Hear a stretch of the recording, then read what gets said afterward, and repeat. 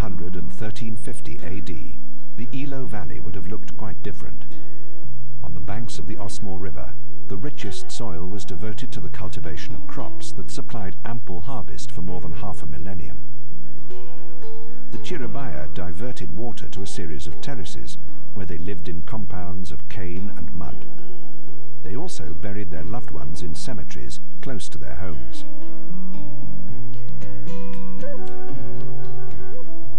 They kept llamas in adjacent corrals. They were a cornerstone to their economy and an integral part of their daily lives. Llamas were like members of the family for them. They also were included in special religious activities because they were presented as offerings. They were sacrificed and offered to the gods. They were really important for the Chiribayas. The weakest of the herd was slaughtered for food, while the prized animals were selectively bred to create the finest wool known to have existed in the Andes. The Chiribaya used vegetable dyes for color and were expert weavers, designing textiles with elaborate patterns. Just a few kilometers from the Chiribaya's main settlements is the Pacific Ocean, an invaluable source of additional food. To complement the crops they coaxed from the desert, the Chiribaya harvested the sea. On log rafts, they pushed beyond the breakers and stretched hand-woven nets along the coastline. From the shore, they hauled in whatever catch the sea had to offer. In this way, the Chiribaya maximized every resource available to them in this marginal land.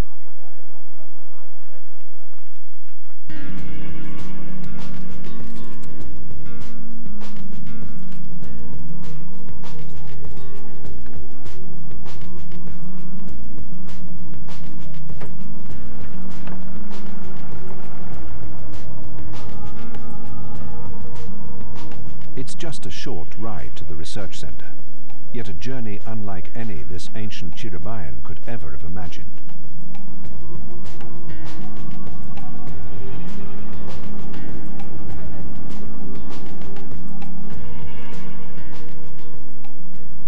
They arrive at Centro Malqui and carry into the complex what proves to be the last mummy they will find this year.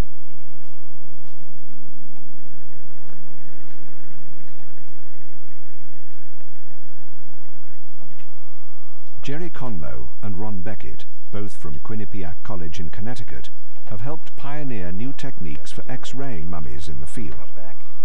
The images they capture will allow the scientists at Centro Malqui a preliminary view beneath the mummy's wrappings. This direction, so it'll be a nice straight AP. Inside the Centro Malqui darkroom, the X-rays develop in a matter of minutes.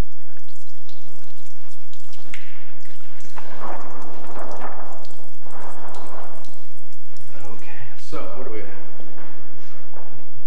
Now, the sutures in the skull aren't completely closed, but there doesn't appear to be any remnants of brain. But the bones of the mummy are clearly revealed in the image. Surprisingly, the X-ray also shows the outline of what looks like a small pot with a handle. If I'm reading correctly, this is inside the chest cavity. See, the ribs are sort of embracing the curving around. Yeah, curving around the pot.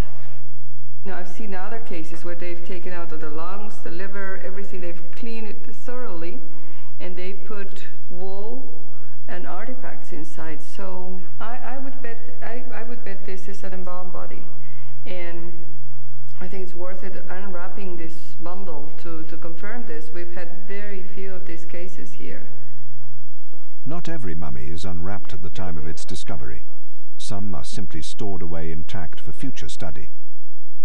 But the pot revealed by the X-ray is a valuable clue that this body may have been embalmed or artificially prepared, an uncommon procedure for the Chiribaya. In fact, only 7 of almost 500 mummies examined at Centro Malqui have received such special treatment.